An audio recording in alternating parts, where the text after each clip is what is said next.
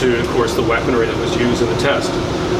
We had just finished the war. Was the weaponry used that much different from what we'd seen in the war itself? Not at all. We had, as you and I had been speaking earlier, we only had 7 nuclear weapons in July of 1946 when these tests take place.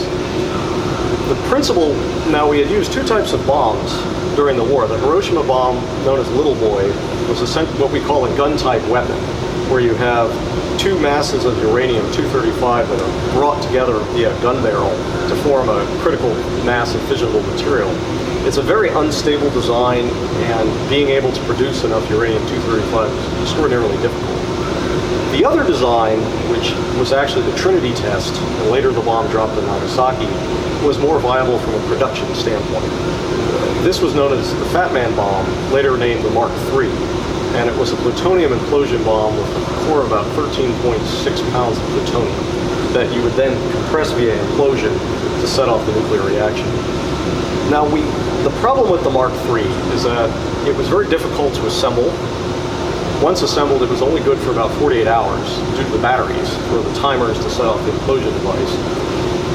There was an extremely small number of people qualified to actually assemble the bomb to begin with. It was very unwieldy. They didn't call it Fat Man for nothing, so it was very difficult to actually put aboard an aircraft, of which you only had a handful of special B-29 bombers, codenamed Silverplate, that had been modified to accommodate it, the size of the bomb within the bomb bay of the bomb doors. And so it just wasn't a good bomb. Not to mention aerodynamically, it was horrible. It was equivalent to dropping a Ford Pinto out of the air and slapping wings on it, hoping to give it aerodynamic characteristics. It was a terrible design. So, to get to the point, by late 45, early 46, engineers at Los Alamos began developing what was called the Mark IV, where they tried to re-engineer the aerodynamics of Fat Man to make it a more accurate weapon.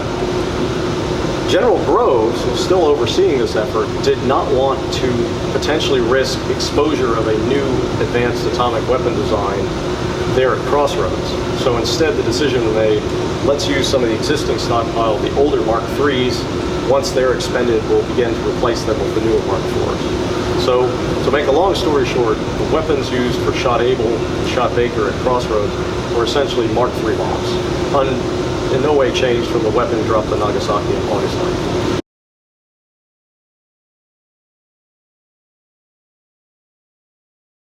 Amazingly, we're standing right next to what looks to me like a pretty darn big bomb. This here is a Mark III bomb. This would weigh about, fully armed, would be about 10,300 pounds.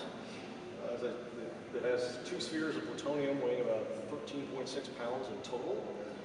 You have various sensor assemblies, in this case radars, fusing assemblies.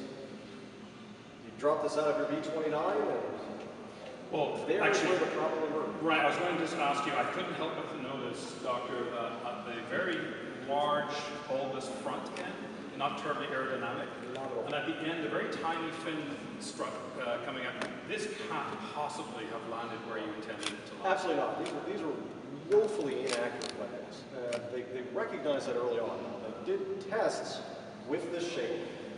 Basically, it's just another of these steel casings with this big box fin assembly on the back, loaded with concrete. These were called pumpkin bombs.